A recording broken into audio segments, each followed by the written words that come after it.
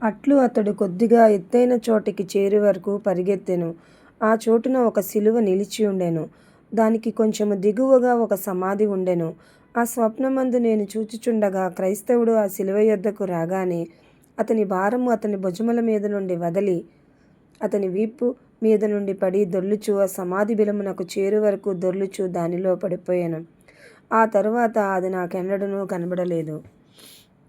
అప్పుడు క్రైస్తవుడు సంతోషము ఉల్లాసము కలిగి ఆయన తన దుఃఖము వలన నాకు విశ్రాంతిని, తన మరణము వలన నాకు జీవమును దయచేసినని ఉల్లాస హృదయముతో పలికెను. అప్పుడు అతడు దాన్ని చూచి ఆశ్చర్యపడుచు కొంతసేపు నిలిచెను. సిలువను చూచినంత మాత్రాన అది తనను తన భారము నుండి విడిపించి తనకు నెమ్మది కలుగజేసినని మిక్కిలి ఆశ్చర్యపరుచుండెను. కావున అతడు తన తలలో ఉన్న ఊటలు తన బుగ్గల వెంబడి నీళ్లను ప్రసరింప చేయు వరకు అట్లు చూచుచుండెను. అతడు చూచుచు కన్నీళ్లు విడుచుచు నిలిచియుండగా ఇదిగో వెలుగుచున్న ముగ్గురు అతని యొద్దకు వచ్చి నీకు సమాధానముండును గాకని అతని దీవించిరి. అప్పుడు వారిలో మొదటివాడు నీ పాపములు క్షమించబడినవని అతనితో చెప్పాను. రెండవవాడు అతని చినిగిన బట్టలు తీసి అతనికి వేరే బట్టలను తొడిగించెను.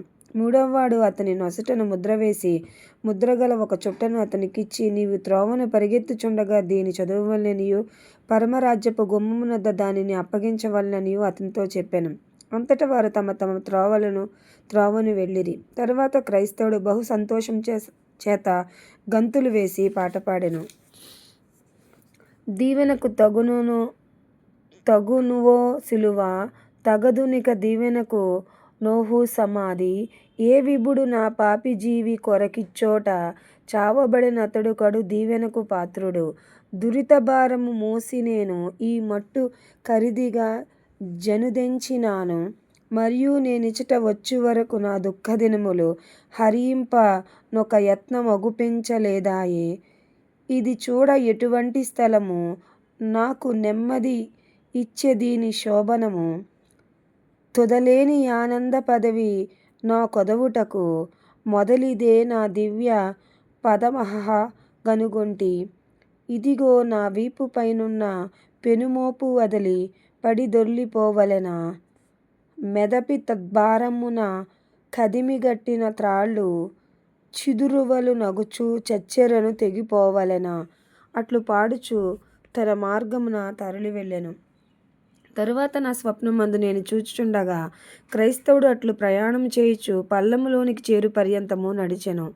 అక్కడ అతడు తన కాళ్లకు సంకెళ్ళు కలిగి గాఢ నిద్రలో పడి ఉన్న ముగ్గురు మనుష్యులను చూచెను. వారిలో ఒకని పేరు మతిహీనుడు, రెండవ వాని పేరు సోమరి, మూడవ వాని పేరు మొండి తెగువ. కాబట్టి క్రైస్తవుడు ఆ స్థితిలో పడుకొని ఉన్న వారిని చూచి వారిని లేపవచ్చునేమో అనుకుని వారి యొద్దకు వెళ్ళి, ఓహో, మీరు ఓడ కొయ్యి మీద నిద్రించు వారి వలనే ఉన్నారు. ఎట్లనగా అగాధమైన మృత్యు సముద్రము మీ క్రింద ఉన్నది గనుక మీరు మేలుకొనుడి. అప్పుడు మీ సంకెళ్లను విప్పివేయుటకు మీకు సహాయము చేసేదనని బిగ్గరగా పలికెను. మరియు అతడు వేట కొరకు బొబ్బరించు సింహం వల్లే తిరుగుచుండువాడు. ఈలాగున వచ్చిన ఎడల మీరు నిశ్చయముగా అతని పళ్ళ పాలగుదురని వారితో చెప్పాను. అంతటా వారు అతన్ని చూచి ఇలాగు ప్రత్యుత్తరమిచ్చిరి, మతిహీనుడు, నాకు ఉపద్రవం ఏదియూ కనబడలేదనెను. సోమరి, ఇంకా కొంత నిద్ర కావాలనెను. మొండి తెగువ, ఏ కుండ మట్టు మీద ఆ కుండ ఉండవలెనన్ను. వారు అట్లు పలికి నిద్రించ తిరిగి పండుకొనిరి. అప్పుడు క్రైస్తవుడు తన త్రోవను వెళ్ళెను. అయినప్పటికీ అట్టి ఉపద్రవములోనున్న మనుష్యులు తమ్మును లేపి ఆలోచన చెప్పి తమ సంకెళ్ల నుండి తప్పించుకొన సహాయము తమకు ఉచితముగా చేయుటకు సిద్ధపడిన వాని దయను అట్లు తృణీకరించుటను అతడు తలంచుకొని చాలా విచారపడెను. అందువలన అతడు దుఃఖపడుచున్నప్పుడు ఇద్దరు మనుషులు ఇరుకు త్రోవకు ఎడమ ప్రక్క నుండి గోడ మీదుగా దాటి వచ్చుట చూచెను. వారు అతని యొద్దకు త్వరగా చేరవచ్చిరి. వారిలో ఒకని పేరు ధర్మ వ్యాపారి, రెండవ వాని పేరు వేషధారి. కాబట్టి వారిద్దరూ అతని యొద్దకు చేరినప్పుడు అతడు వారితో సంభాషించ మొదలుపెట్టెను. క్రైస్తవుడు, అయ్యలారా, మీరు ఎక్కడి నుండి వచ్చితిరి? ఎక్కడికి వెళ్ళుచున్నారు? అందుకు ధర్మ వ్యాపారి, వేషధారి, మేము డంబకీర్తి అను దేశములో పుట్టి స్తుతి కొరకు సియోను కొండకు వెళ్ళుచున్నామనిరి. క్రైస్తవుడు, ఈ మార్గమునకు మొదటనున్న గుమ్మములో నుండి మీరేలా రాలేదు? ద్వారమున ప్రవేశించక వేరొక మార్గమున ఎక్కువాడు దొంగయు దోచుకునివాడునై ఉన్నాడని వ్రాయబడిన మాట మీకు తెలియదా? ధర్మ వ్యాపారి వేషధారుడు ప్రవేశించుటకు ఆ గుమ్మమునకు వెళ్ళడి మార్గము చాలా దూరమని మా దేశస్థులకు తోచును గనుక మేము వచ్చిన ఈ సమీప మార్గమున వచ్చి గోడ మీదుగా దాటుట వారికి అభ్యాసమనేది. క్రైస్తవుడు అయితే మనము వెళ్ళుచున్న పట్టణపు ప్రభువు వెల్లడిపరిచిన ఆజ్ఞను ఇలాగు మీరిన ఎడల అది ఆయనకి విరోధమైన తిరుగుబాటు అని ఎంచబడును గదా. ధర్మ వ్యాపారి వేషధారుడు దాని గూర్చి నీవు విచారపడ నిమిత్తము లేదు. మేము చేయుదానికి మర్యాదయే ప్రమాణము. దానికి దృష్టాంతము కావలసి ఉంటే 1000 సంవత్సరములకు పైగా ఆ మర్యాద కలదని విశదపరచడి సాక్ష్యమును కనుపరచగలము. క్రైస్తవుడు సరి, కానీ మీ అభ్యాసము న్యాయ విమర్శలో నిలుచున. ధర్మ వ్యాపారి వేషధారుడు 1000 సంవత్సరముల క్రిందట మేము ఇలాగు ప్రవేశించుట కలదు గనుక ఈ మర్యాద న్యాయమైనదని పక్షపాతము లేని న్యాయాధిపతులు ఒప్పుకొందురు. దానికి సందేహము లేదు. మరియు ఎలాగున ప్రవేశించినను ఒకటే మార్గమందు ప్రవేశించుట కావలెను. నీవు ద్వారంలో నుండి వచ్చినావు గదా, మార్గమందే ఉన్నావు.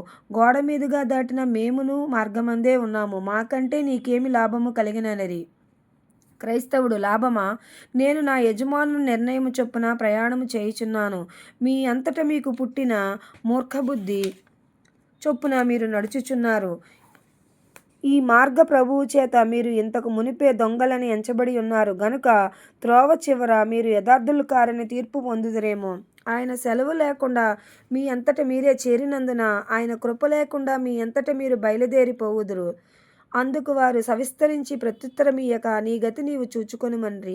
తరువాత నా చూపునకు వారు ఒకరితో ఒకడు విస్తరించి సంభాషించక ఎవరి మట్టుకు వారు త్రోవను నడిచిరి. వారిద్దరూ క్రైస్తవుని చూచి విధించబడిన ఆజ్ఞలను గూర్చియు ఆచారములను గూర్చియునైతే నీవే కాదు మేమును నీవలె యథార్థ మనసుతో వాటిని గైకొందుము. దానికి సందేహము లేదు.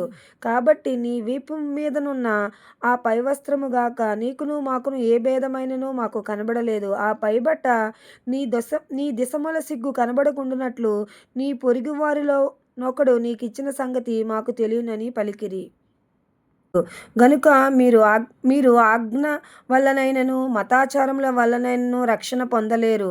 నా వీపు మీదనున్న ఈ పైవస్త్రము చూచితివే, అది నేను వెళ్ళుచున్న దేశపు ప్రభువు నాకిచ్చెను. మీరు చెప్పినది వాస్తవము. ఆయన నా దిశములను కప్పుటకు నాకిచ్చెను. ఆయన నా మీద ఉంచిన దయకు అది గుర్తను కొనుచున్నాను. అంతకు మునుపు నాకు చినిగిన గుడ్డలు మాత్రమే ఉండెను.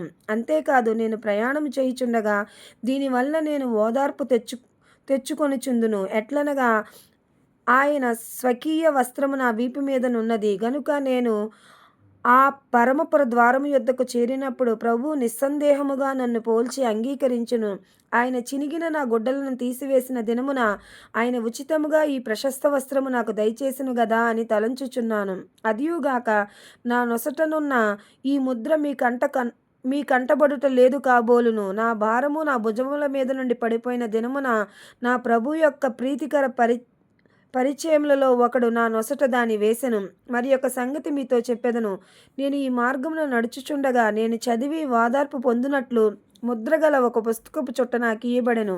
మరియు దాని తరువాత నాకును నిస్సందేహముగా ప్రవేశము కలుగుననుటకు ఆనవాలుగా పరమేశ్వర నగర ద్వారమున దాన్ని అప్పగించవలనని నాకు సెలవిచ్చెను. అవన్నీ మీకు కలుగలేదనుకొనుచున్నాను. మీరు ద్వారములో నుండి రాలేదు గనుక అవి మీకు దొరకలేదు. ఈ సంగతులను గూర్చి వారు ప్రత్యుత్తరమేమియో చెప్పక ఒకరినొకడు చూచుకొని నవ్వుకొనిరి. ఆ తరువాత నా చూపుకు వారందరూ నడుచుచుండగా క్రైస్తవుడు ముందర నడుచుచు తనలో తానే కానీ మరి ఎవనితోనూ సంభాషించక ఒకప్పుడు నిట్టూర్పులతోనూ ఒకప్పుడు నెమ్మదిగానూ చెప్పుకొనుచుండెను. ప్రకాశమైన వారిలో ఒకడు అతనికిచ్చిన పుస్తకపు చుట్టను అతడు తరచుగా చదువుచు దాని వలన నెమ్మది పొందెను. అప్పుడు నేను చూచుచుండగా వారందరూ ఇబ్బంది అను కొండ దరికి వచ్చు వరకు ప్రయాణము చేసిరి. ఆ కొండ దిగువన ఒక నీటి బుగ్గ ఉండెను. మరియు ద్వారము నుండి తిన్నగా వచ్చు త్రోవగాక వేరే 2 త్రోవలు అక్కడ ఉండెను. వాటిలో ఒకటి ఎడమ తట్టున రెండవది కుడి తట్టున కొండ దిగువగా చుట్టుకొని ఉండెను. అయితే ఇరుకు త్రోవ తిన్నగా కొండ మీద బడి వెళ్ళెను. ఆ కొండనెక్కుట ఇబ్బందిగా నుండును గనుక క్రైస్తవుడు ఆ బొగ్గ యొద్దకు వెళ్ళి విశ్రమించి నీళ్లు తాగి ఆ కొండనెక్కుచు తప్పు త్రోవలో బోవద్దు, అది సులభంబైనను తప్పు త్రోవలో బోవద్దు. చెప్పరాని బాధ దాని చివర గనుక యుక్తమైన మెప్పు దారిని శ్రమలెన్నున్నా మేలు దీనిలోనే నడుచుటకు. ఈ కొండ పొడవైతేనేమి దీని నెక్కుటకు నా కోర్కె వెనుక తీయదు. ప్రాకటమై గానవచ్చు బలుడైన ప్రయాసములను నాకభ్యంతరముగా జేయవు పోకమాను నీ తెరువున నేను. జీవమునకిదియే మార్గమై ఉన్నట్లుగా నాదు భావములోన దోచెను. సావధానముగా లే ఇప్పుడు సధైర్యముగై కొందాము.